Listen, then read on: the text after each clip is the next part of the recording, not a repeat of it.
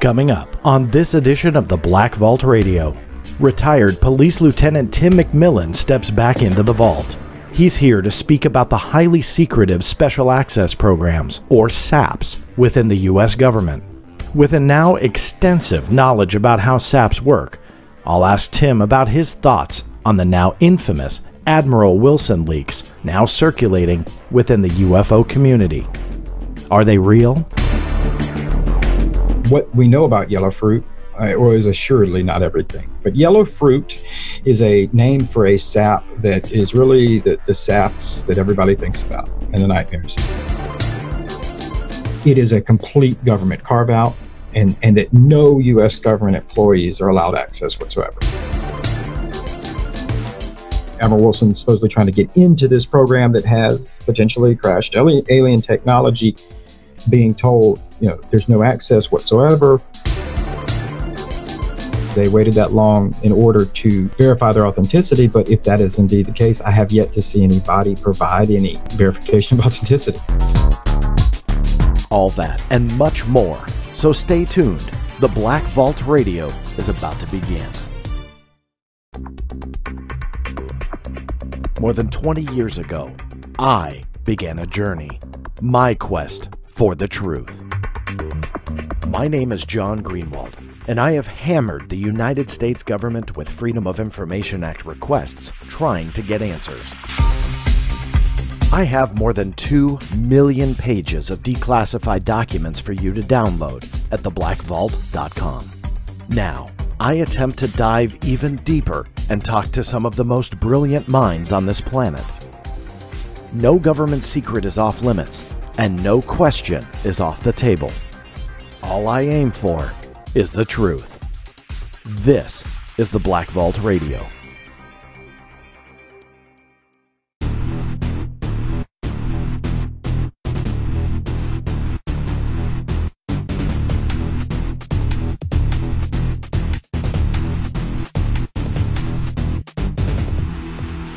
That's right, everybody. This is the Black Vault Radio. I am your host, John Greenwald Jr.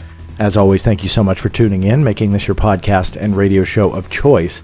I know that there are tons of options out there, so I do appreciate it.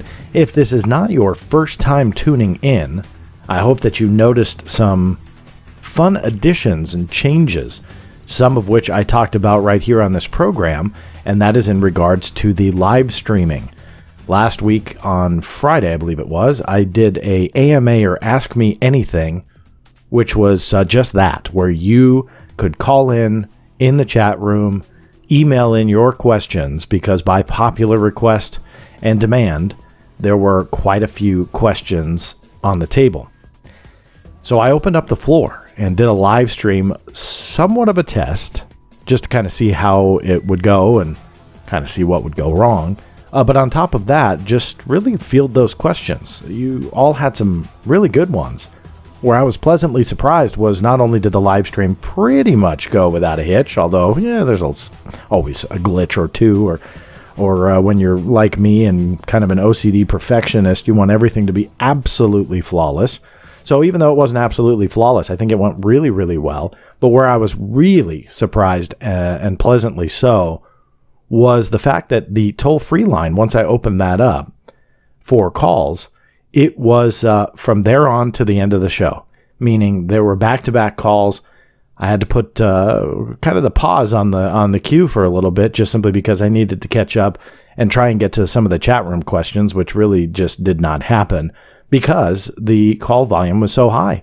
That was very, very cool for me. I did not expect it. I was just going to be excited if I got one call. And yet there were quite a few that came in. So for a first live stream, I feel fairly excited that it went out without a hitch. So with that being said, I had scheduled one for earlier this week. That was with retired Police Lieutenant Tim McMillan.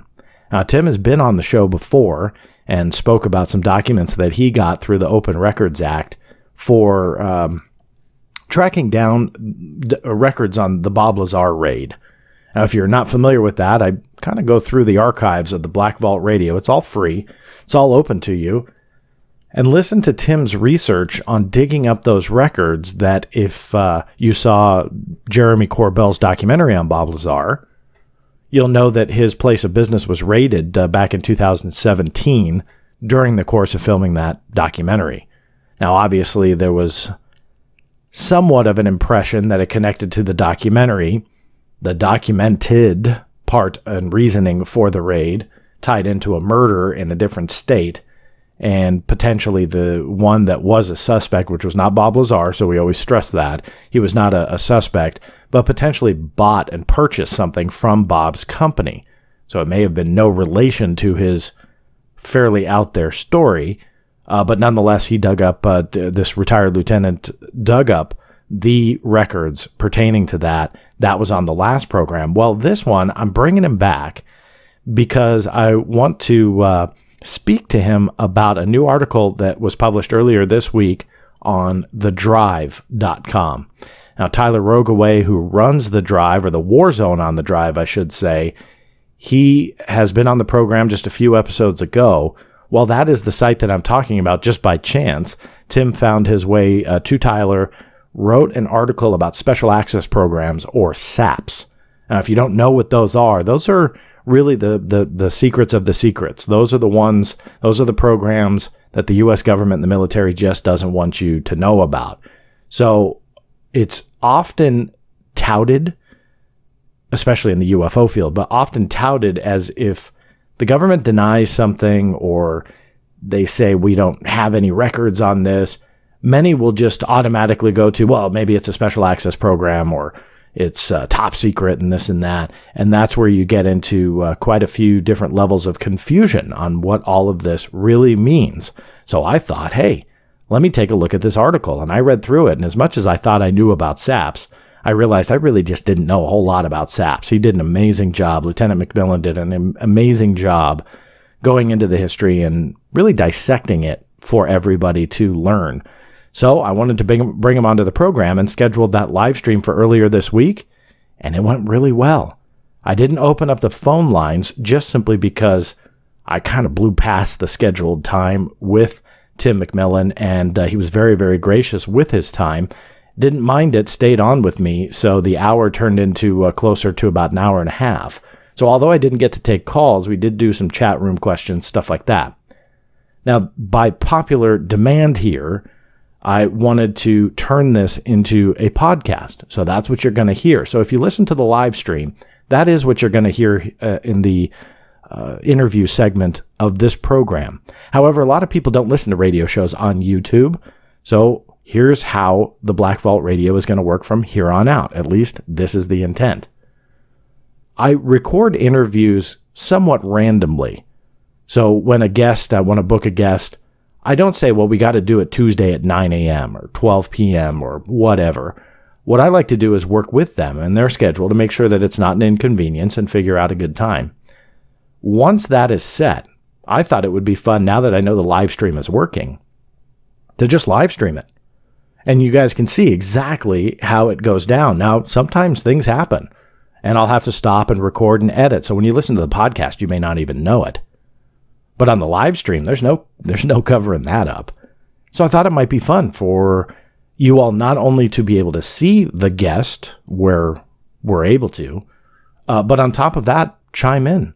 It may be, again, a random time, but if you can tune in, you can listen. I'll be watching the chat. And where I have the time, I'll open up that toll-free line where you can pick up the phone and give myself and the guest a call and ask your question that way.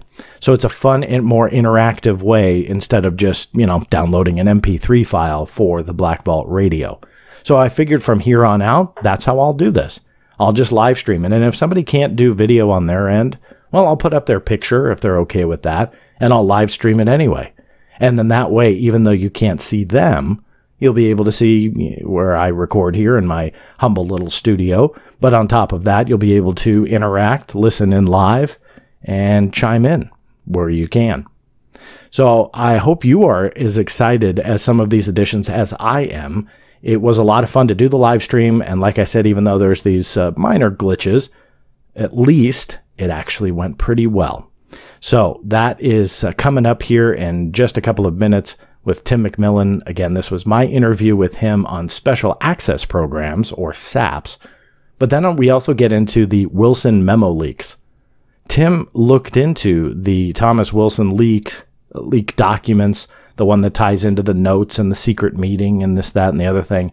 Of course, that's obviously very controversial, but I thought it would be fun to ask Tim, since he has such an elaborate background now, an extensive background on SAPs and really understands how they work, to kind of see what his opinion is. And he really approaches this topic in a very different way than some of the others that I've heard speak about the Wilson memo leaks. I think that he's got a very unique perspective. And I think he has knowledge and background on how special access programs work, where I think his feedback is going to be, pretty interesting.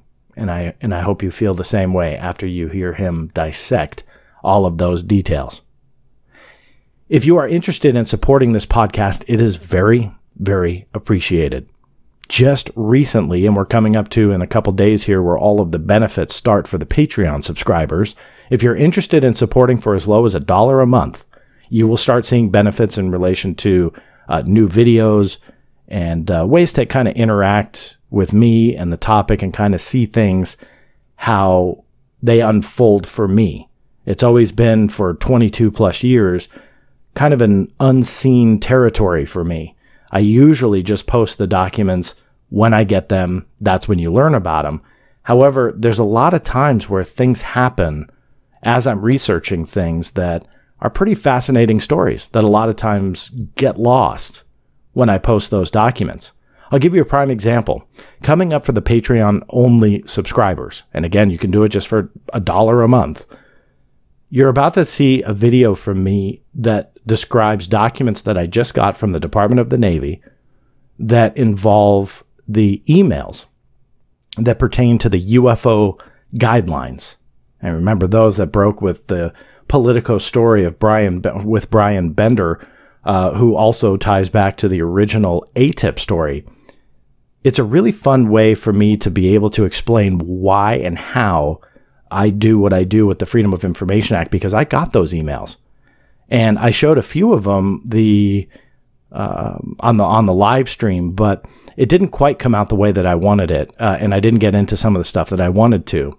And so what I'm going to do is just make a Patreon subscriber video, so that way you guys can see these. Now, I'm not holding back. There are a couple things that I am still researching, which I'll explain in the video. That's why I haven't dropped them on the internet yet. But again, this is just kind of a behind-the-scenes look on why I do it, how I did it, and what these documents say. And it's very interesting. Let me tell you this. Very interesting to look at the documents and how the Department of the Navy was communicating with the media journalists, and then how the media journalists communicated those messages to you. And it's really fascinating for me to see how much they omit and how much they change what the official statements are. They may get 15 sentences from, let's say, a Department of the Navy spokesperson. You read one or two.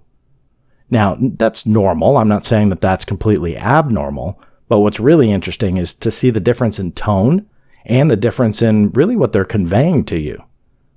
And so I'm going to go into that in the video that's going to drop here in the next few days, probably the beginning to mid next week. Now, all that said, if you do want to support this stream, I really do appreciate it. You can go to www.patreon.com/theblackvault. Again, it starts at $1 a month. You get access to everything that I just mentioned, but on top of that, there's bigger levels, more perks, so to speak, and that is all broken down on that website. So thank you all for your consideration, and let me get to Tim McMillan. Stay tuned.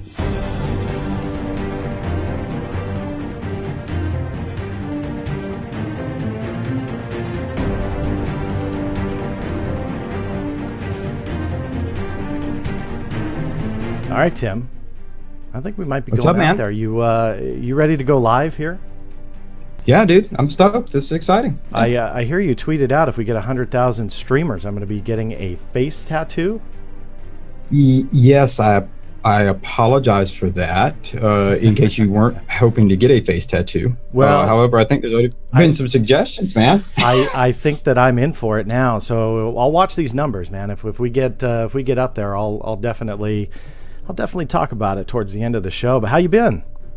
Good, man. How about you? It's good. It's good to actually see you. I'm sorry that you can't see me. That's a technical thing I'm going to have to work out. But it is broadcasting out there live on YouTube.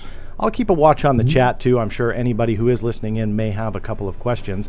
But if you're not familiar with Tim, Tim has been on the Black Vault radio show, the podcast. It was a fun discussion about all sorts of things, but primarily his research and work of getting the police records on the Bob Lazar raid that we saw on Jeremy Corbell's film. So now you're back. I appreciate you kind of being a little bit of a guinea pig today.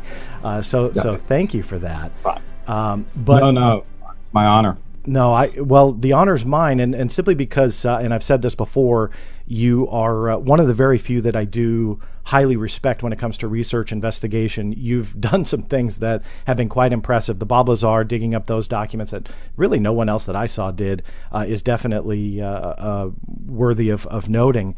But recently, you published an article on The War Zone. Now that's Tyler Rogoway's site. We've got a couple contributing writers on there, but primarily Tyler Rogoway, a couple others. Now your name popped up on my feed. You did an amazing, let me go ahead and pull it up here for those watching live.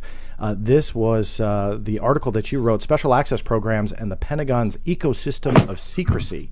So you did this deep dive into Special Access Programs, or SAPs.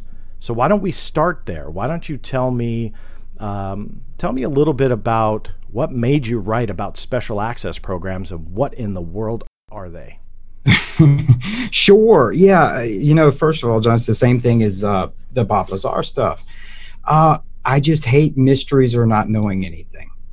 And so, the drive to want to solve things and just understand them is what propels me to do anything. So I appreciate the kind words in terms of investigation. It's really just, you just have to repeat that to my wife later, because she says I'm crazy. It's just a zealousness to try to learn what's going on. I hate mysteries. But yeah, so I dove into the special access programs, more commonly referred to as SAPs. Dark and ominous, I think, in all sectors, but extremely not well understood for good reason. I mean, I found out this process of trying to understand exactly what all is contained in them, it was a couple weeks lengthy endeavor and hundreds of pages of reading DoD policy and talking to people who have been part of the governance structure, and even taking a class. I took a class on SAPs that is the same class that's introductory to people who are actually involved in these programs. But the short of it, all of this bureaucracy pertains to special access programs, which are specialized government programs, and how they're really a set of protocols for how the government maintains security and integrity for classified information that can go up to, we're talking about some of the biggest secrets in the world. And there's a lot of talk about them just really ultimately being able to get away with anything and everything when it comes to special access programs. This is highly talked about not only in the UFO arena, but quite a few different government secrets and conspiracies, where once you get special access program status, ultimately you can do whatever you want. In your research, is there truth to that? Well, it's kind of like everything else in life. Because of their secretive nature, it's largely mythicized, but at the same time, there's some legitimacy behind why those myths exist. And, the bottom line of them is that they involve a considerable amount of money. In the 2019 budget, the request for the DoD, $81 billion of that relates to special access programs, or dark money, secret classified programs. So we're talking about some very lucrative endeavors, and there's varying levels to it. And like I said, it's an extremely complex thing. We can break them down here if you want to, and understand how they function. But yeah, there is some myth to it. There's oversight to it, but there are some real world scary examples that go into it. And it is indeed. We're talking about a very obscure world where, you know, some of the greatest technological advances occur, but then some kind of scary things, and they are very limited, exclusive clubs that if you don't have a need to know, you don't get involved in. And to some degree, no matter what your rank, title, or who you are in the government, you don't have access to it. What's amazing in the article that I noticed right off the bat, and I've been doing this a long time with documents and getting into classifications and secrecy and stuff like that, but you went into a lot of history, and as much for someone like me, I'll be blunt, you think you get something or understand something, and then I saw the work you did, and I went, oh my God, I really don't have a clue. You know, I mean, you really did this deep dive. So let me ask you to just kind of start a little bit with the history. Let everybody know, how did special access programs come about, and you know, why? What was the reason for them? Sure. Well, I appreciate that. It was a pretty meaty article, but I wanted to try to give people a really substantial resource that gives you the overview of the history, how they function, their structure, and everything. The history of SAPs is interesting. Because it does contribute to kind of their dubious nature, this kind of ominous nature behind them, and you know, I guess ultimately they could see, you could say they start back to 1940 when the security classifications were initially put in place. However, in terms of SAPs, really the progenitor comes in 1953, and this is when President Dwight D. Eisenhower, by executive order, ends up removing roughly 30 different government entities who previously held the ability to classify information, and limits it only to agencies within the executive branch. And so now you've got a whole bunch of people who no longer can classify materials. Now, going back and looking at that original executive order, frankly, I think a lot of people would kind of chuckle and wonder why some agencies at the time had classification authority. I can't answer that, because some of them, you know, there was one relating to the purchasing of products from disabled people or deaf and blind persons. I don't know why they had classification authority, but prior to 1953, they did. But when President Eisenhower removed this ability, some of the concern within the Pentagon was that there were 4 security classifications at the time, one of them being restricted, and along with top secret, secret, and classified. But those last 3, the 3 that we have today. And so when restricted was removed from the classification system, prior to this, restricted had functioned as a de facto SAP program, which means they could restrict it to certain individuals no matter what their security classification is. If you didn't have a need to know, you wouldn't get in.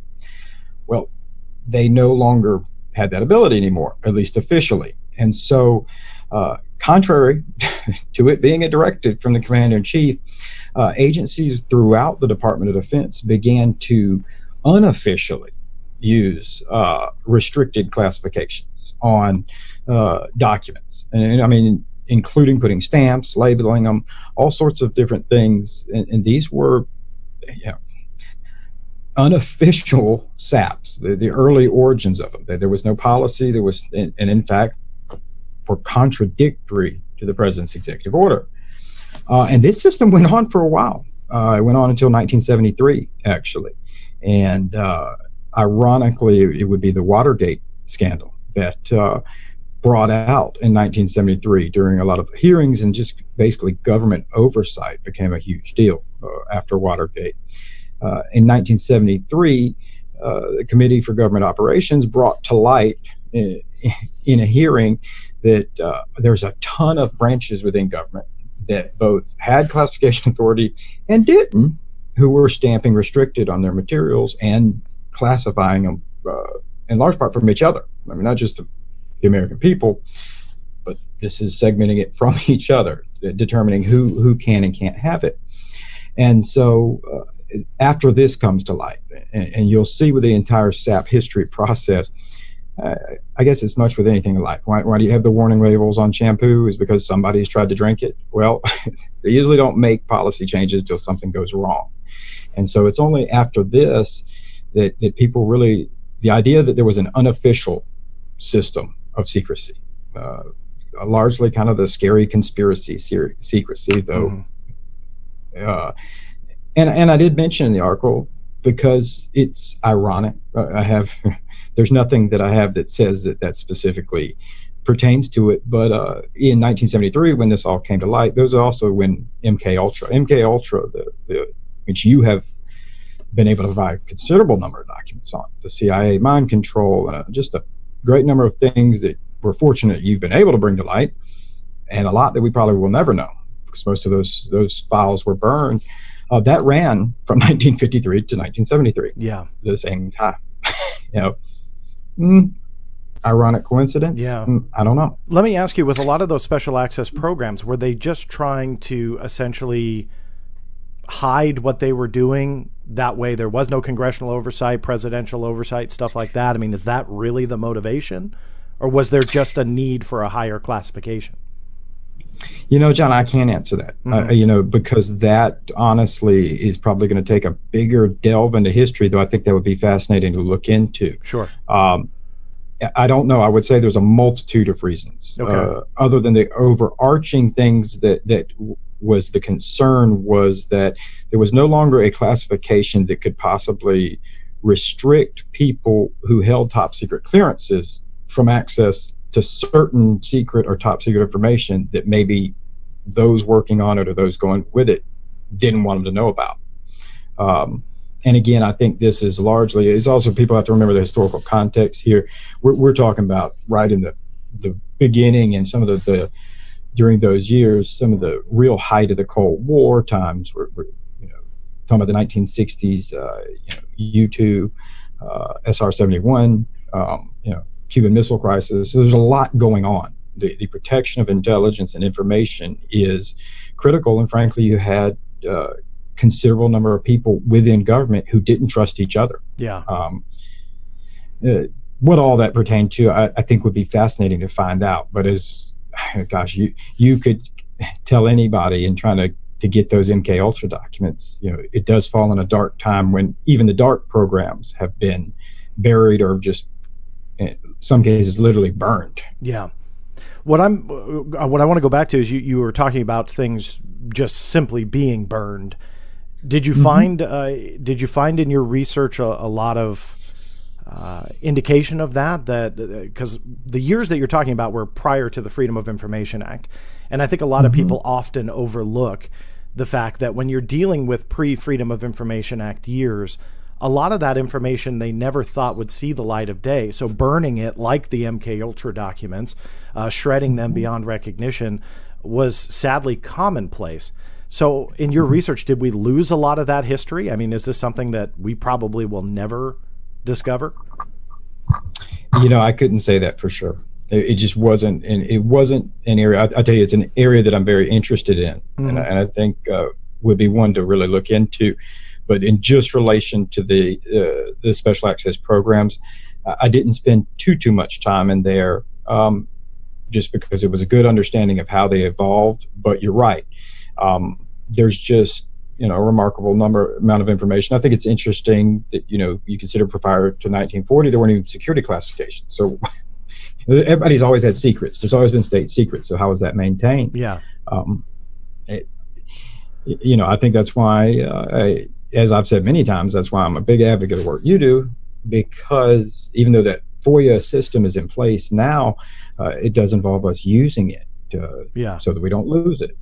Now, obviously, this is something still around today, right? I mean, special access programs, just to kind of put that out there for those listeners that may not be aware. Now, let's talk a little bit before we move on to specific special access programs that you may have researched.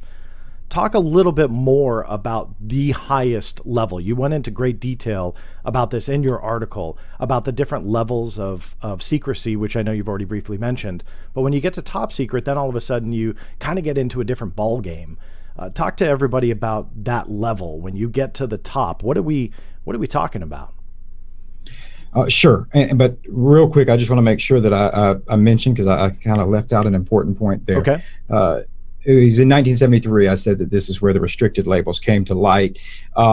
that was largely a moot point because in 1972, the year prior to Richard Nixon and the Watergate scandal coming to light, Richard Nixon had signed an executive order which set the framework for now special access programs were an official entity. There was an official means in which you could hide information from the public. And I noted in the article, again, part of those ironies, and I don't mean to feed conspiracy because I don't, there's nothing that I know that has anything to do with it, but it was done, a month or two before the Watergate break-ins at the Democratic National Office there in D.C. So, it's kind of ironic that a system's to segregate information. But, so that's when they were set up. And I just want to make sure clarified that in 72. But yes, in terms of, it's important for people to realize, because we hear SAPs all the time, special access programs are not security classifications.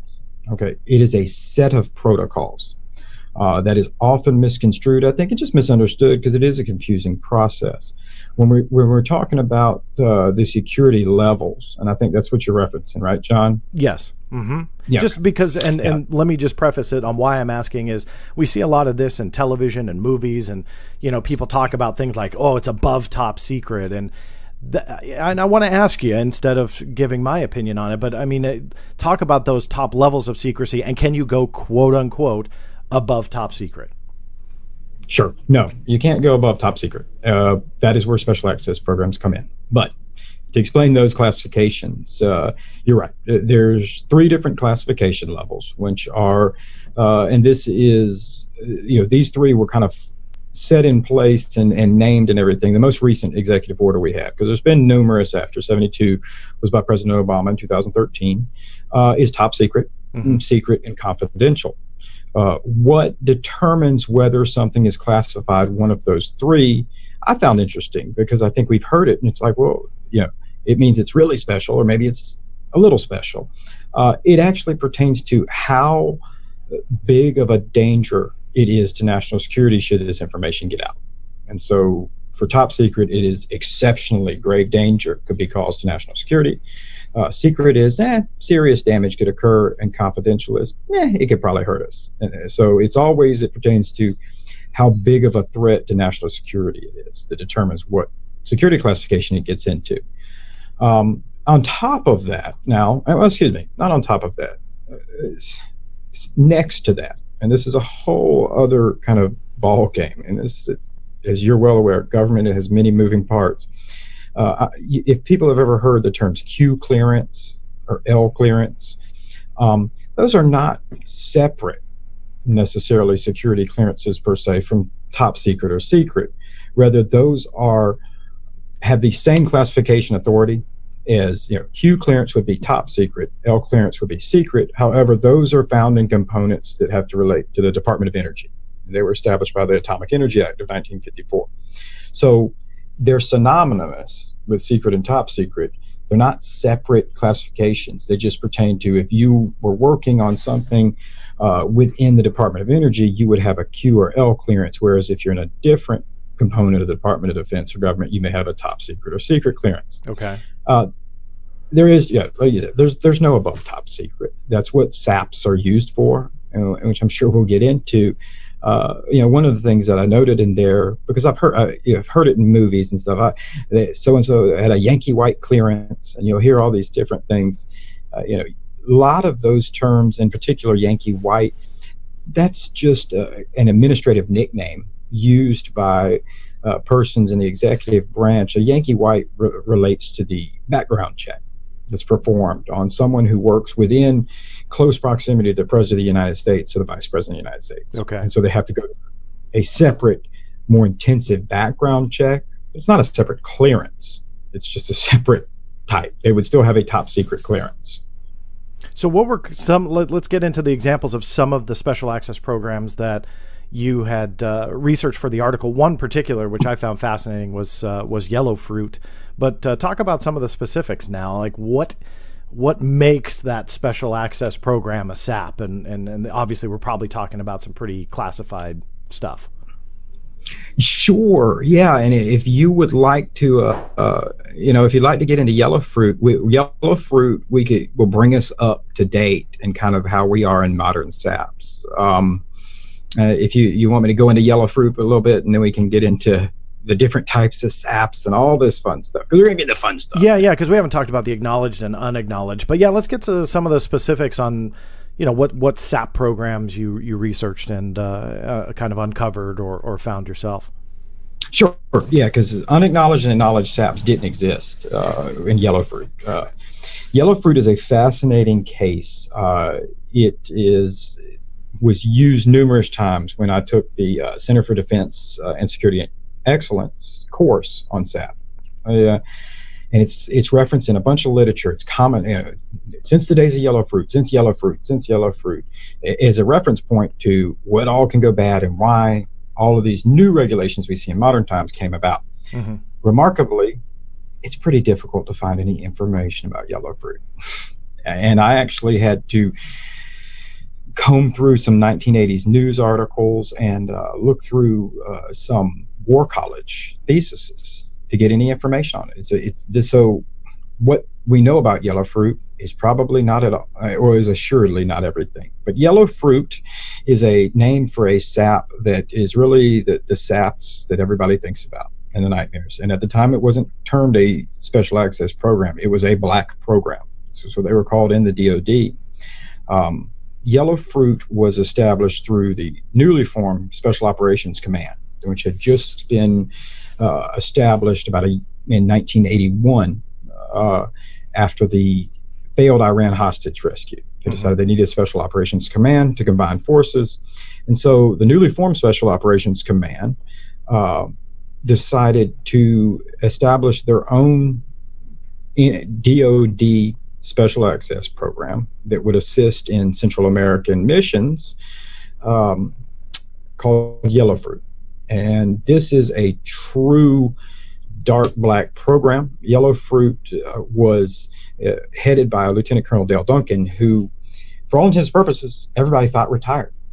Outside of the commander of the Special Operations Command, and roughly about 8 to 12 individuals who were a part of Yellow Fruit, this was, they thought Colonel Duncan had retired and had started a Business Security International, a private contracting firm in a complex about 15 minutes from the Pentagon. And no one had any idea this was actually a government-funded and running operation. And, more importantly, and here, and I touch on it a little bit later, and we can go in a little more about this, but this only relates to Department of Defense programs. When we in the intelligence community, that's a different deal. And so with Yellow Fruit, we're talking about these were Army personnel. These weren't CIA. These weren't, spies, covert spies that we think of in the traditional sense, though they were career intelligence officers. And so what all they did in Yellow Fruit, we're not sure. However, in 1983, just kind of a very random Pentagon audit turned up some odd discrepancies in budget accounting figures, and in terms of receipts that were turned in for certain expenditures not matching up. Again, because there's been so little official information that's come out, the newspaper articles, it can be trusted. I mean, mention things such as $50,000 receipts for like desk calculators, some really crazy stuff, and. The jokes you do hear on movies that actually are true, meaning $20,000 for a hammer and $50,000 for a toilet. Okay, so that actually stems from something. Yes, you had not. Oftentimes that's joked as if that at a formalized level somebody signed off on that, but rather this would involve people trying to turn in receipts saying they paid that much. And so this would, and important to note, Yellow Fruit only ran for a year. So it got discovered rather quickly during this audit, largely probably because the money that was being turned in, the discrepancies. And it would ultimately, it's remarkable that so little information is involved with it, because the FBI would get involved. The ultimate outcome would involve Lieutenant Colonel Dale Duncan, who was heading the program, several other people inside the program, and James Longhofer, who was the commander of Special Operations Command, all being court-martialed and indicted on a host of federal charges. And in fact, Lieutenant Colonel Dale Duncan ended up being convicted, had his conviction overturned, but he originally was sentenced to 8 years in federal prison. It's a really, and like I said, this is one that I definitely am not going to give up on and try to get more info, because I think it's a fascinating case because of what all that could have gone on it. And I tell you, they said, we don't know. There was, during the information that you can find from the late 80s articles about this, there was ties to Iran-Contra money here. There was even mentions of Lieutenant Colonel Duncan, trying to set up other Pentagon military commanders he didn't like with prostitutes and hidden cameras. I mean, wow, really was a nightmare. Yeah. And I mean, and on top of that, just maybe it wasn't clear, those crazy receipts they were turning in that were related to stolen money that was being used either personally or, people speculated it could be related to Iran-Contra. Yeah. Swiss bank accounts. I mean, you name it in terms of the corruption game, and it could have been involved there. Again, though, it's just interesting, and this is why I always tell people it's okay to ask questions, scrutinize things, use stuff like FOIA or push accountability, because with yellow fruit, though I said it was discovered in 1983, it went to the late 80s till these trials started going in and little news started trickling out that we don't see finally the ball rolling by the early 90s, and where a considerable amount of oversight was put in place. And it largely had to do with embarrassment. Yeah. And, this stuff come out in the news because of the most astonishing thing that I found with yellow fruit is that at the time it was discovered, top Pentagon brass were shocked because you had the Secretary of Defense, the Undersecretary of Defense, the Joint Chiefs of Staff. None of these people even knew yellow fruit was going on. Never been briefed outside of so the top of the top that should know, just to clarify, just had no idea. Correct. Wow. They had no idea what was going on. I mean, that is indeed, and that's why I say when every myth, has some truth here, is that when people talk about these really scary, dark programs that are super rogue. I mean, this was it. It's rogue. Your elected leadership has no clue, and there was no system of oversight in place at the time either. And now, so you say I want to jump in real quick. You say at the time, did that element of SAPS change? Obviously, we established SAPS are still around, but the deep, dark, the top brass has no idea what these lieutenant colonels are doing. Is that still a possibility, or did they set things in motion to thwart that? They put in a huge system of oversight rules and regulations. And so they definitely made it in place where the top brass can't know. Now, we'll get into, I imagine, towards the end, the real enigmatic SAPs that everybody has heard before, the wave SAPs. But for the most part, no. I mean, there's a huge number of oversight rules, regulations, who oversees what, designated authority between different places. And that, when I was going through this, I mean, I think between all the DoD regulations just on SAPs now, it's about 135 pages. But then each branch has their own, and you have industrial partners. I mean, there's easily 2,000 different pages of now rules, regulations, and everything, depending on what component it is that pertain to SAPs. None of that existed prior to yellow fruit. And that is why it's used as this big example of how it changed the SAP game, if you will, because people were embarrassed. You had leadership that had no clue this was going on. Yeah. And so that it has put in a system of oversight and formalized kind of what is how SAPs function, the different types of SAPs that can function. Well, the last thing I want you to deal with, and then we're going to move on to a little bit of a different topic, but dealing with SAPs as well, is the unacknowledged versus acknowledged SAP. Can you explain a little bit of the difference there, just to give everybody an idea?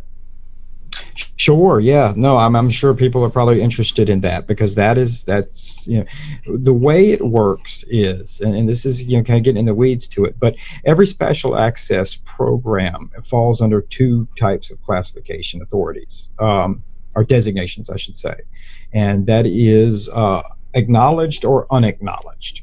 Now, to the start of that, and this is what I mean about how they formalized everything, all SAPs come from a specific category. and it stays in that category office, whether they're acquisition SAPs, intelligence SAPs, and operations and support SAPs. Acquisition SAPs make up roughly about 80% of all special access programs, whether people realize it or not. Again, I'd be more than happy to go in detail if you want to. This only pertains to the Department of Defense. From the intelligence community, those are specialized sensitive compartmentalized information programs, total different ball of wax. Okay. A huge different bureaucratic jungle. But with the Department of Defense, this is acquisition SAPs make up the bulk of them.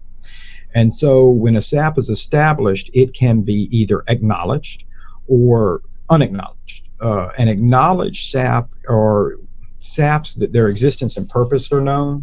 However, certain details within them may not be known.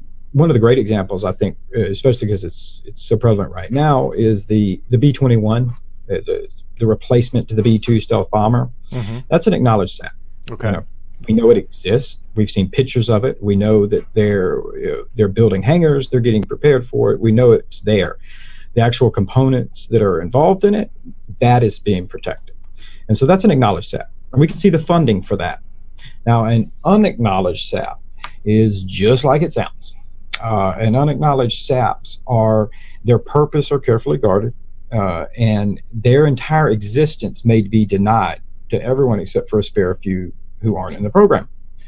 And including the funding for unacknowledged SAPs can be either hidden, which, termed classified in a budget line item of the DoD budget, or they can be flat out misrepresented and hidden into another component somehow, as to not show off where that money is going to. And just again, as the name it sounds, when it comes to unacknowledged SAPs, someone who is not a part of that SAP, if you ask about it, if you say, "Hey, what's going on with project whatever," don't know what you're talking about. Yeah, it doesn't exist. It is completely unacknowledged. Now, there is one level higher than that, and this is where, and that's why I said there's no different security classifications above top secret. However, how a SAP is segmented, how it is compartmentalized, it can definitely limit and narrow the scope of who's involved, and that is the waived. You can have waived unacknowledged SAPs. The term waived comes from the fact that it is by the Secretary of Defense being waived from all of the laws and oversight and reporting procedures as unacknowledged and acknowledged SAPs. Mm-hmm. So waived SAPs are exempt from the normal reporting procedures. A waived SAP narrows the scope as to who knows about it, who's allowed to know about it, and the oversight that's gone into it. And these are darkest of dark of programs when it comes to waived SAP, because with the other SAPs, you have your elected leadership. With acknowledged SAPs, your elected leaders know about them. In fact, they have to approve them. They vote on them. With your unacknowledged SAPs, that scope gets narrowed to your intelligence and defense and oversight committees, but you still have leadership that is able to oversee these. When it goes to waived unacknowledged SAPs, that scope in terms of elected leadership is narrowed down to just the Gang of Eight, which is the name used for the chair and the vice chairs of the House Intelligence Armed Service Committees and the Senate majority and minority leaders of both the House and Senate. So you have 8 people, a bipartisan group of elected leadership that can have access to waived SAPs. Now, in going through and trying to determine exactly that oversight and waived, I'll be honest with you, John, even that is difficult. It's remarkable. I mentioned there's about 135 pages of DoD policies on SAPs. About 2 paragraphs is on waived SAPs. Wow. I mean, best I could tell, they narrow. You could technically narrow the scope of a waived SAP to the point where the only access approval authorities, which is the people who designate who can and can't know about a program, it can be narrowed as tightly as the President of the United States, the Secretary of Defense, the Undersecretary of Defense, and the three different Undersecretaries of Defense for Intelligence Acquisition and Policy. So it's a very tight niche group on whom is aware of all of this. Let me ask you just to kind of either confirm a myth or dispel a myth, and that is the fact that the sitting president of the United States would either have free reign access to knowledge about this and this and that. Is there truth behind the fact that things are even above the president's head? Not by United States federal law, no. It would be illegal. President of the United States has access to everything except for U.S. Census records, which technically not even classified, but only the person making a census record has access to their census record. But the idea that the President of the United States can be lawfully withheld from information is incorrect. You know, can we speculate here? Does a president have to know what to ask for? I don't have an answer to that question. Yeah, and I think you're nailing it though, because I think that the sitting president, yeah, he may have unfettered access in the eyes of the law, but you don't know what you don't know, and that to me is such a fascinating aspect to all of this. In that, again, you just don't know what you don't know. So the federal law may be on his side for him to, have access, but he's not briefed on every single line item of every single agency every single day. So if he just doesn't know, I would think that some of these agencies would just say, hey, you know what he or she doesn't know that's sitting in the Oval Office, let's not worry about it. Do you find that maybe that's a huge possibility, that the president may have access, but if he doesn't know about it or she doesn't know about it, then they're out of luck? John, is it a possibility? Absolutely. And the reason I say that is because I tried to get an answer to that very question, and including, it's not just the president, but as I mentioned with WAVE SAPs, that's limited to the Gang of Eight. And so those 8 different elected leadership. But I reached out to the Secretary of Defense spokespersons and the Pentagon and try to get an answer and to find out, are they briefed automatically on an annual basis as you are with other SAPs, or must they request a briefing? Because, like you said, how can you request what you don't know? Yeah. As a new president comes in, how does he know? And nobody could answer that for me. Yeah. Or would. I think there's an aspect of plausible deniability as well on the side of the agency, that if you just tell the president, hey, look, we could have briefed you any time if you asked, but if they don't know to ask, that's just that, hey, well, we didn't know you would want to know, but you had access to it in lieu of the reality that they're just keeping it from the United States president. So to me, again, there's something in the chat room about, does the president have a need to know? That to me is just an absolute fascinating aspect to this entire debate on whether or not the president, in the eyes of the law, who cares, but would they have the right or the need to know?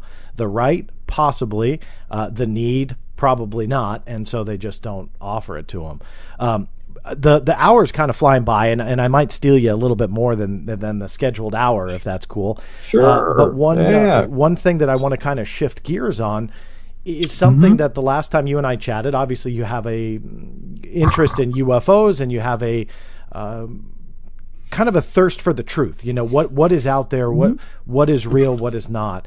And in the last month or so, however long it's been, I forget the exact date, but the Wilson memo leak that came out obviously starts touching on SAPs and special access programs, and essentially what you've been dissecting here for the last 40 minutes or so. I assume the answer is yes, but I think you've looked into these memos, correct?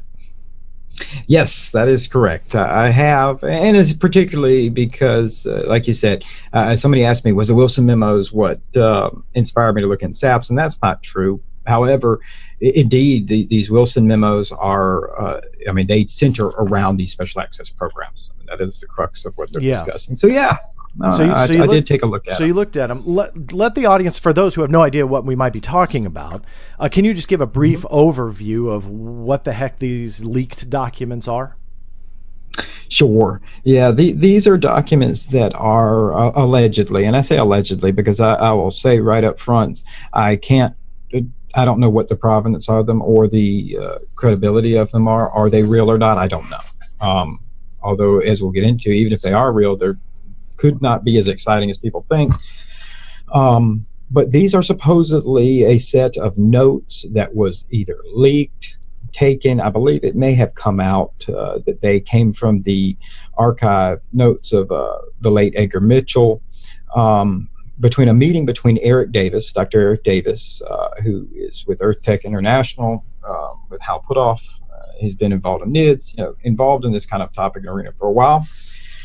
And Admiral Thomas Wilson, who was had a lengthy military career with the Navy, but ultimately was the deputy director and then eventually the director of the Defense Intelligence Agency up until 2002. And so this is supposedly a meeting between the two of them that pertains to Wilson while as the deputy director, I believe it was the deputy director of the DIA, his pursuit to try to uncover a special access or multiple special access programs that were involved in the reverse engineering or involved in extraterrestrial technology that had been captured, seized, whatever the case may be. That is the crux of these memos. And so they appear to be, if they were authentic, they're Dr. Davis's transcription of their conversation that day. When you first saw these records and they appeared online, I was... I laughed because it was so convenient for the timing of them when you look at who was involved, what was kind of hitting the headlines at the time.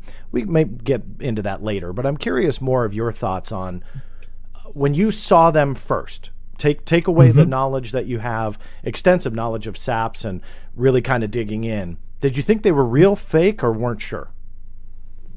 I would say my initial opinion is they weren't real. Yeah. I didn't think that they were real documents, and I think some of that may be biased by some of the information that came out, how they came about. I mean, there was some information that some individuals may have had these documents in their possession for 8 months or a year before releasing to the public, and so I still ask and wonder, and I have reached out to some of the people who have made those claims, and they won't answer for me. Why wait that long? I believe that the answer that's been publicly provided is they waited that long in order to verify their authenticity. But if that is indeed the case, I have yet to see anybody provide any verification of authenticity other than I verified them, and yes, they're true. But the supporting documents that verifies or that establishes how they verified that, I haven't seen. Yeah. So, and I believe Dr. Davis has been reached out to, and he has declined to make comment. Yeah, that again makes me laugh just because I don't. If they're real, let's just say it. Let's just get it out on the table. It should be noted that the Wilson story has been around a little bit. We did see a prominent figure in the UFO field that we haven't seen in a while. Controversial to say the least, but Dr. Stephen Greer kind of resurfaced after these things came about. He was the one that kind of surfaced the Wilson the Wilson story, I should say. Billy Cox, a journalist from Florida. I really like Billy. I've known Billy a long, long time. And I recall that he did an article, reached out to Wilson, and Wilson said, no, that obviously never took place. The Eric Davis comment, obviously no comment. So now it's like, okay, so here yet again, we have a document in the UFO field that we just have no provenance of. We have no authenticity to support other than, some guesses. I have seen some in the UFO field just talk about how this is absolute truth, that this is undeniable. Now, you've approached this, I think, in a little bit of a different way because you have knowledge that really not many people have. I mean, again, for all of those who haven't seen it, and I will link it in the YouTube channel if it's not there already. I believe I did. I'm sorry, I can't check on the fly here, but I believe it's in the description. If not, I'll make sure it is after the live stream. But check out Tim's article on special access programs because what we dealt with is very much just the tip of the iceberg. So how you approached it is with knowledge and a background that, again, not many people go into, meaning that they don't have the expertise on SAPS and so on that you do. So let's get into the content themselves. Did you start challenging what you were reading in these notes and kind of understanding, okay, I know for a fact SAPs work like this. Do the notes support reality, or are they way off? Well, and you're absolutely right. Two things when I went through them. One was the knowledge of the kind of the SAPS program being fresh on there, and the other side of it is that I can't help the fact, and I may have discussed this last time we spoke, John, that my background for a part of what I did in law enforcement, I was certified in behavioral analyst work, criminal investigative analyst, and so my background academically is in psychology, and so from a behavioral standpoint, I always scrutinize these types of things to see if the behavior is even consistent with the already inherently inconsistent way human beings behave. Mm-hmm. And so, one of the things that you touched on is here we have another document that no provenance can be established, and it's one of these ones you either believe it or don't. It's a document of belief. You have to decide whether you believe it or believe it. There's a considerable number of things that are in it that really just play right into that trope, including the fact that from the onset I noticed that this meeting supposedly took place at October 2002. Hugely convenient, because Admiral Thomas Wilson had retired from the Navy and as the director of the DIA roughly 2 months prior to this. And so whereas had he still been in the federal government, we might have been able to FOIA some information such as an executive calendar or something that would have some supporting document that he was even in Las Vegas at the time, because this meeting supposedly took place, right out of a spy movie, behind the Special Projects building of EG&G. For those who don't know, and especially the Special Projects building there outside of McCarran Airport, that's the contractor who was running the Janet Air flights at the time. They have since been purchased by URS, and in fact, EG&G no longer exists. United Research Services does, and in fact, at October 2002, they had been purchased a couple months prior. But they're meeting behind this building, and it's really convenient. It's exciting. With that said, before we get into the SAP stuff, I will say it was interesting that I noticed very early on. To me, there was a lot of telling information. Is that in the notes, it describes Dr. Davis allegedly saying to go to the Special Projects building, which is at Greer and Paradise. That would lead me to believe, if I had to speculate there, that whoever wrote them, which Dr. Davis indeed does have has spent considerable time living in around the Las Vegas area, but somebody is familiar with the area, because it's actually not at Greer and Paradise. It's right there by the access road that goes into the McCarran Airport, which curves around past the Sunset Strip. It's just south of there. It does go into Paradise Road once you get into Paradise, Nevada, which is where the actual airport is. However, that road is not technically Paradise. So if you're going to make that up and look at a map, you probably would have used that road. I believe it's called like McCarran International Airport Freeway, something to that effect. Okay. But either way, you probably wouldn't use Paradise. And so that was interesting to me. So you're saying there's a kind of a nugget of truth there? There's a nugget from a behavioral analyst standpoint that I would say is a detail that would be included by someone who's familiar with the Las Vegas area, and therefore would be more inept to use the common colloquial. That road is probably called Paradise amongst colloquial. But if you or I who are not in Vegas, or if we've not frequented the area and we just pulled up a map and we went, oh, okay, we knew that the EG&G Special Projects building is right there. It's telling me the corner right there, Greer Road, 811 Greer Road. I hope URS doesn't get mad about me telling that. Then we probably would. It would be hard pressed to pick out Paradise unless you knew. Okay. That was enough that I thought was just interesting. It doesn't mean anything other than whoever wrote it. There was a little bit of knowledge there. Familiar. Okay. Yeah, probably familiar with the area. All right.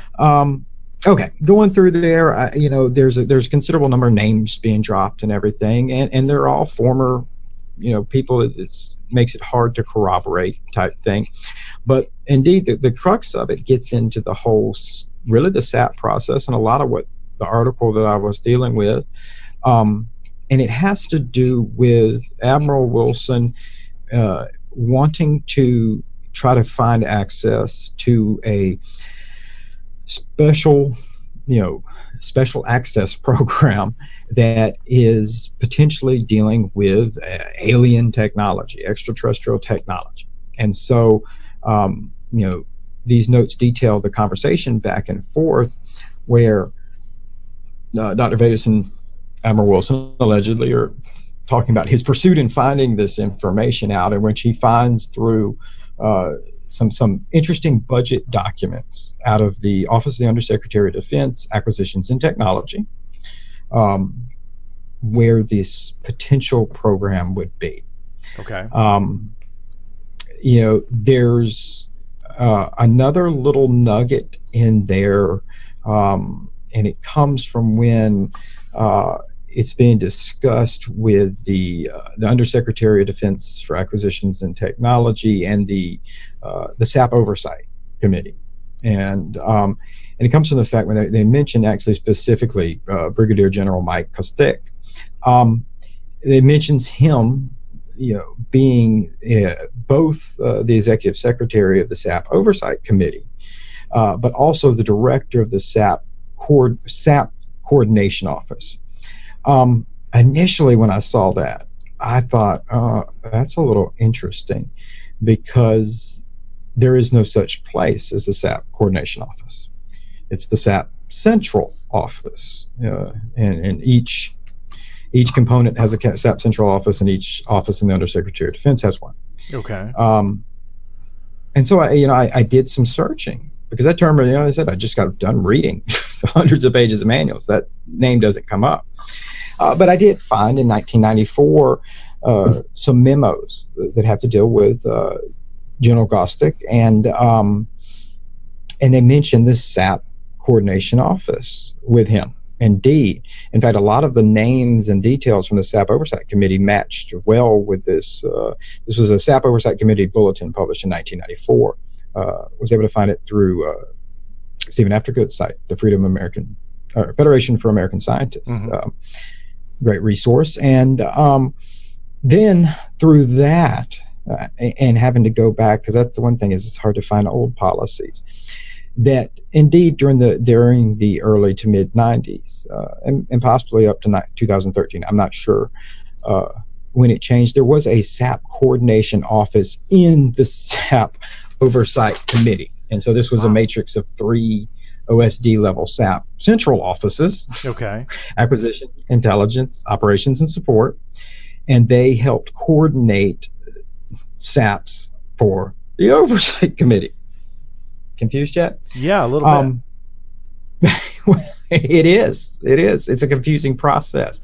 I guess the point of saying all of that is that it did exist. It is an interesting detail because, again, if you're going to hoax it, you got to do a little work.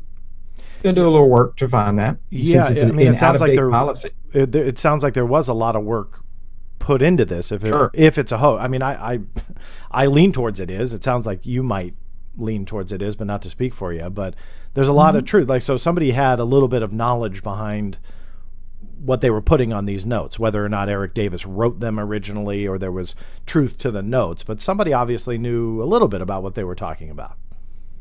Sure. And in fact, that's the components that are being named in the different areas with the SAP, the different programs of different components of a special access program.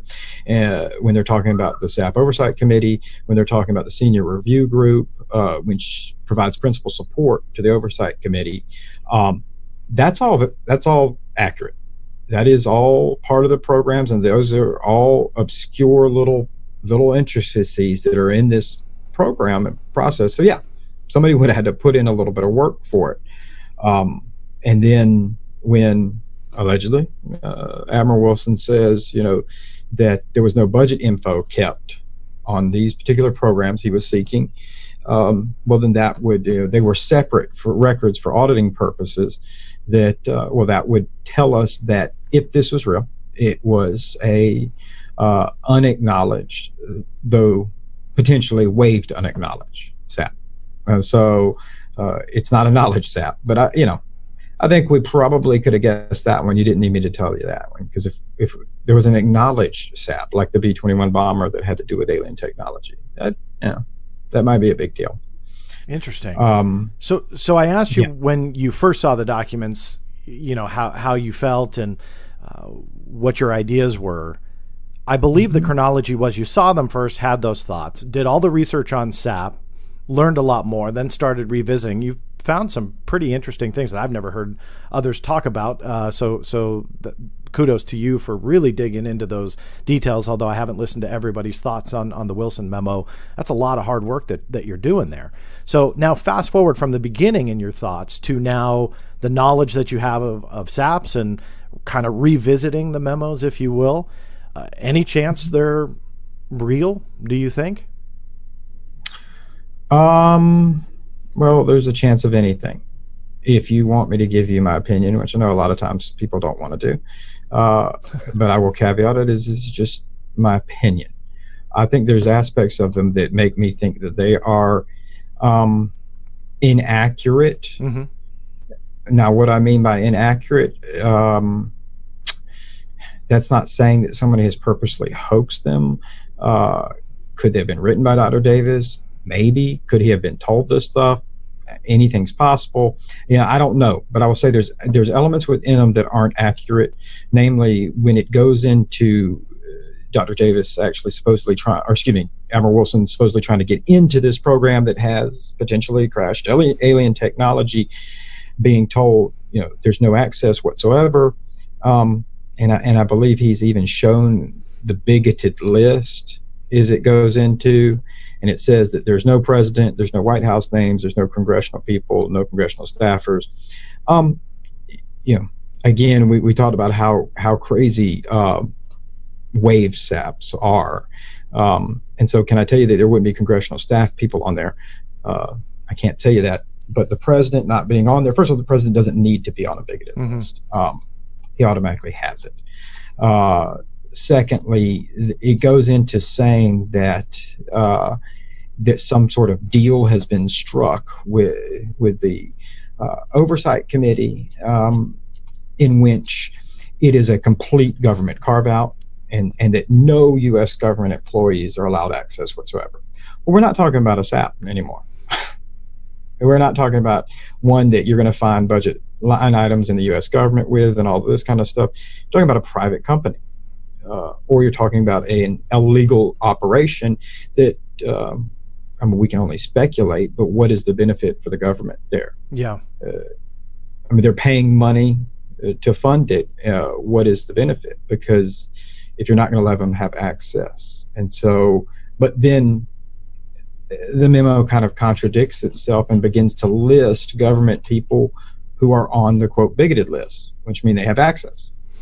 So, there's kind of this weird ending to where there's a lot of different contradictory elements there, where it's a scary government carve out, and taxpayers are funding what appears to be a private cabal dark program with no government access. But then here's all these government people who may have information about it, and obviously government people had information about it, because how would Admiral Wilson have found it?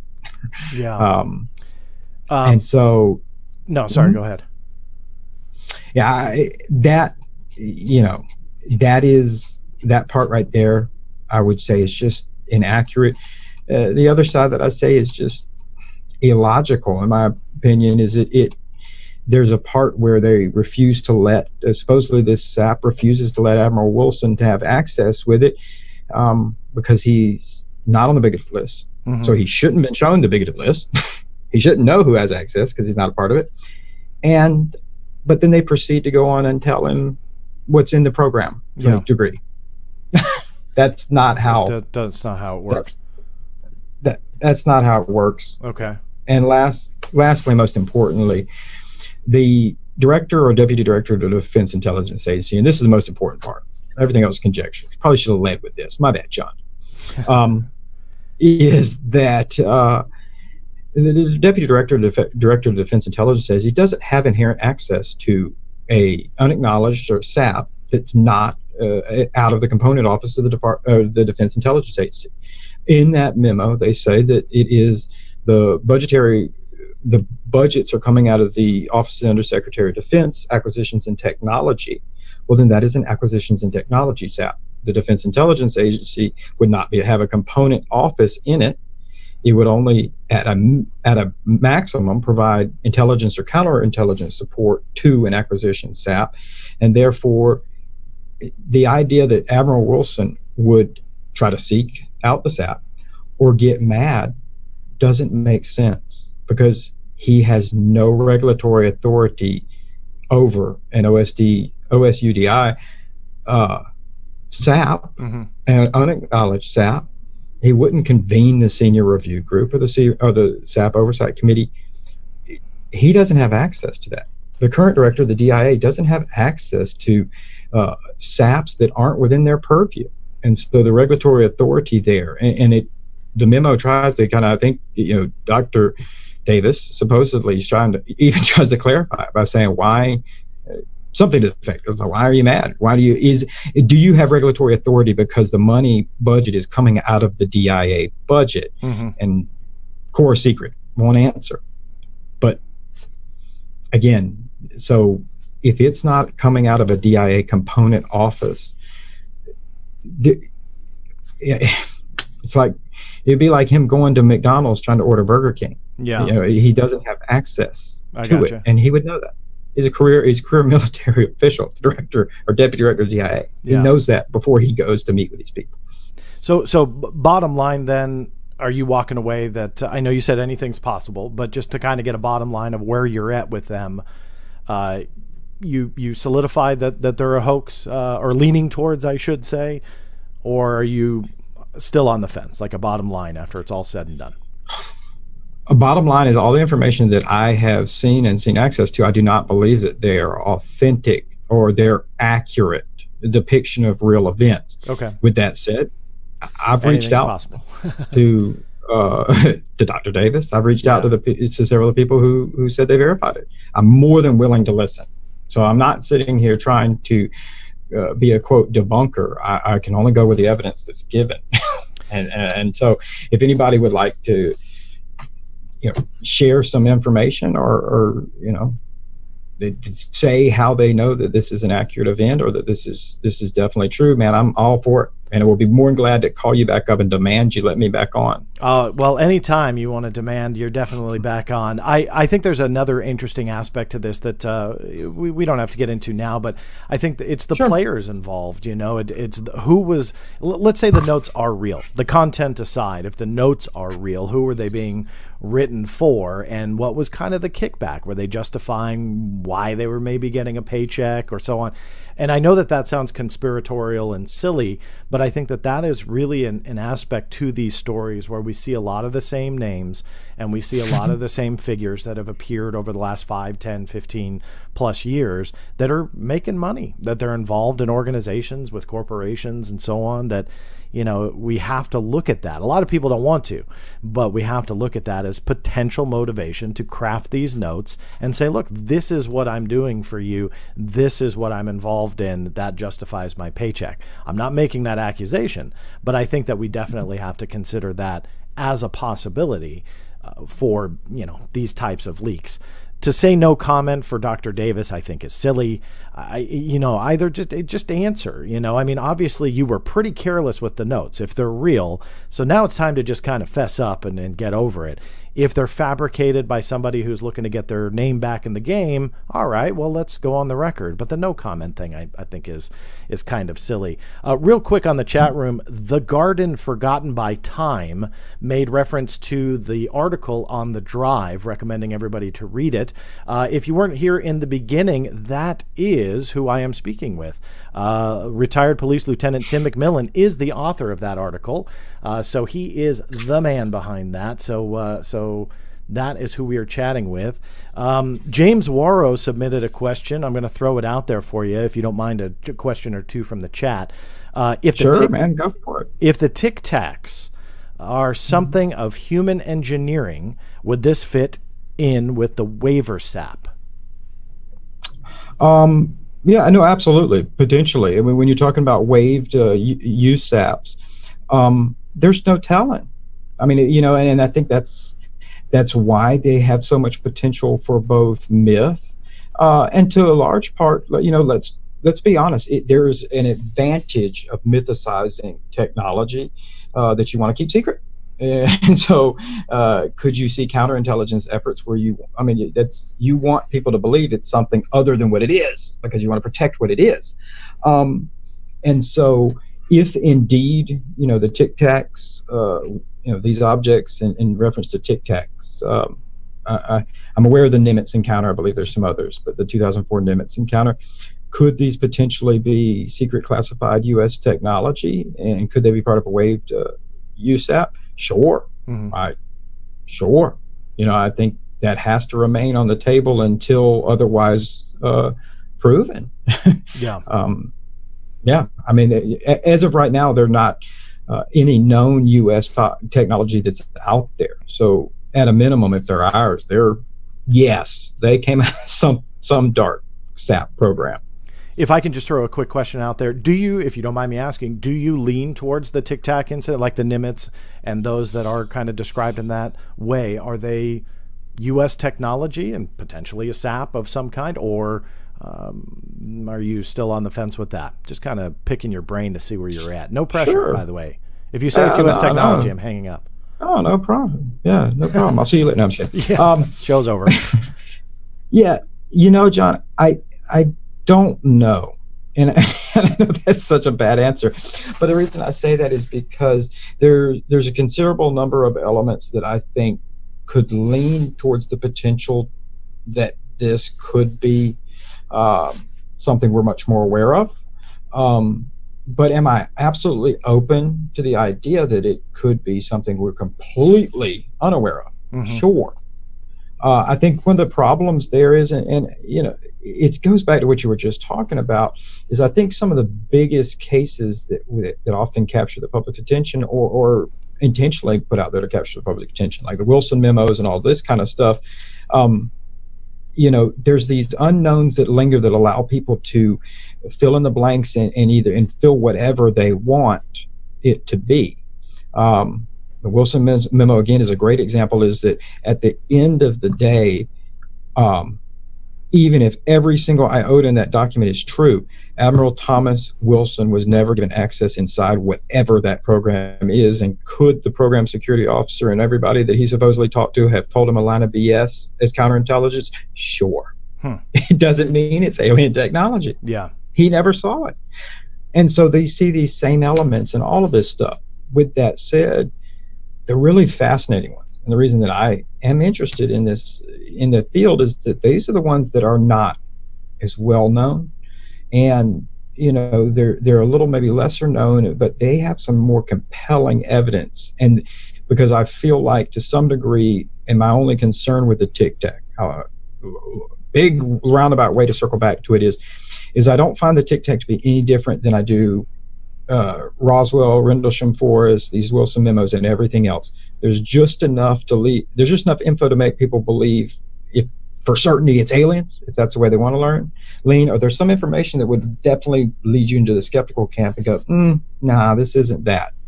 And it seems like these big cases like that, there's always that kind of element of duality to it. And so I'm always really skeptical on all of those, because it seems like they're so prone to human bias and our own influence in them that I'm not sure. It makes getting the truth very difficult, because the pundits can sell. UFO celebrities things can sell a lot of things to people who want to listen. You said that saying "I don't know" is not a good answer. Starry Sky chimed in on the chat. No, it's not a bad answer. It's a very good answer, in my opinion, and they are absolutely right. I always appreciate those that when they don't know, they say they don't know. There's too many people out there that if they don't know, they just make it up, and they'll just throw whatever out there to see what you believe. Here's a quiz. Don't Google. I'm watching your hands. Who is in the Gang of Eight? Ooh, gosh, and I would have to Google it. We know Mark Warner. I lost the darn. I apologize to the chat person who put that in there, or I'd give you a shout out. Okay, so you said Warner. Okay. Yep. Seven and more. his 7 homies. No, Well, Adam, Mitch McConnell. yeah. There's two. There's two. There's 2. Whew. Yeah. Don't sweat. Don't sweat. Adam Yeah, Schiff. no, I'm sorry. No, that's okay. Adam Schiff, Devin Nunes, Richard Burr, Mark Warner, Nancy Pelosi, Kevin McCarthy, Mitch McConnell, Chuck Schumer. Not bad off for the top of my head, huh? Not bad. Or and Wikipedia. I just read it from Wikipedia. Just don't tell anybody. Not bad, John. Question, and you know something that's worth noting then when you just read that list off? Those are the 8 people who are the elected leaders who can have access and oversee.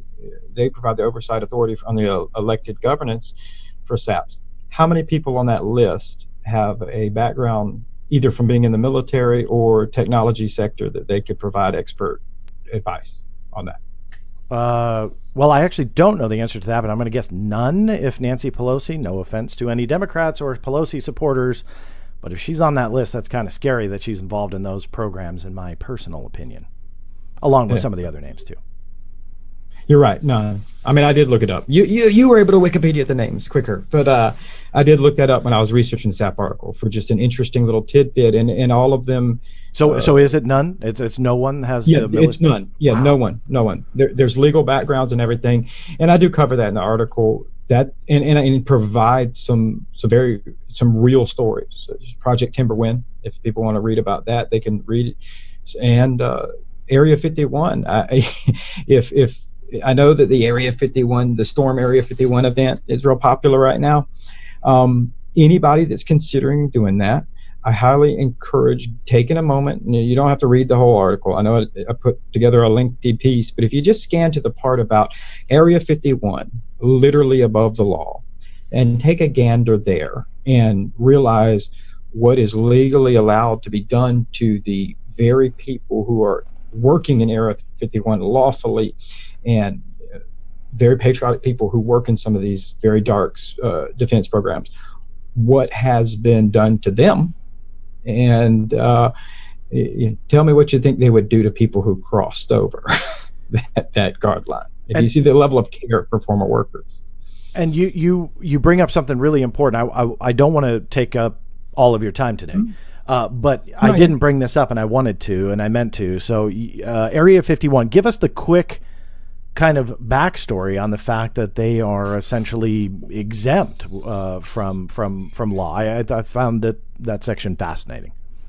Sure. No, I'd be happy to talk about that, and I'll take time to talk about it because I think it's fascinating. I think it's something that I believe the American public in a democratic republic, we need to be aware of these things, because if people aren't happy with it, well, that's why we have elected leadership. So anyway, off my soapbox. But yes, in the mid 90s, people may not realize, and this is important because this all occurs after the yellow fruit oversights have been implemented.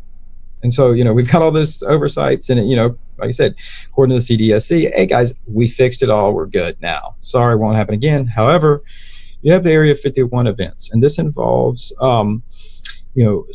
several, many of whom are unknown to this day because they couldn't come out of the dark secrecy. Former workers of Area 51, Groom Lake, the Nevada test site, for those who don't know, came out and they sought the legal help of a professor and legal scholar, attorney Jonathan Turley, is named one of the top 10 attorneys related to military matters in the United States, because they were suffering from just a host of really serious debilitating illnesses. This was related to the fact that for years at Area 51, and it may still continue to this day, we don't know, in order to dispose of classified top secret materials and equipment, they were digging large trenches out there on site, dousing them with jet fuel and setting them on fire. And there's a great quote from Mr. Turley where he talks about the employees at the time would call it London fog, these black plumes of literally toxic chemical smoke that would billow over the facilities there. And as one can probably imagine, it's not a good idea, both ecologically and to human public health. And so a great number of former workers who have been exposed to this came down with various illnesses. And the aim of their lawsuit back in the 90s was to try to, it wasn't for money, though it may have been for financial support to help pay for medical bills, but the primary goal was to determine what they had been exposed to. Because, you know, if you know what you've been exposed to, potentially doctors would have known how to treat what's going on. And I mean, I didn't go in depth in the article, but anyone's welcome to do some research. But in terms of some of the illnesses, you know, Wally Kaza and Bob Frost, who both passed away from theirs. I mean, really horribly sounding skin illnesses that just, I mean, I feel no one should have to go through. And so it's scary. But it was to find out what happened. And because of the secrecy that existed then, the government literally, you know, the lead attorneys were able to go to court and tell the judge, don't know what you're talking about. No such place exists. Yeah. Never heard of it. Even though it, you know, at this point you still had, I think it's Tikaboo Peak or wherever you could see it from. I mean, people are like, no, it's right there. Yeah. And it was interestingly, it was only until he purchased a satellite photo of the base from Russia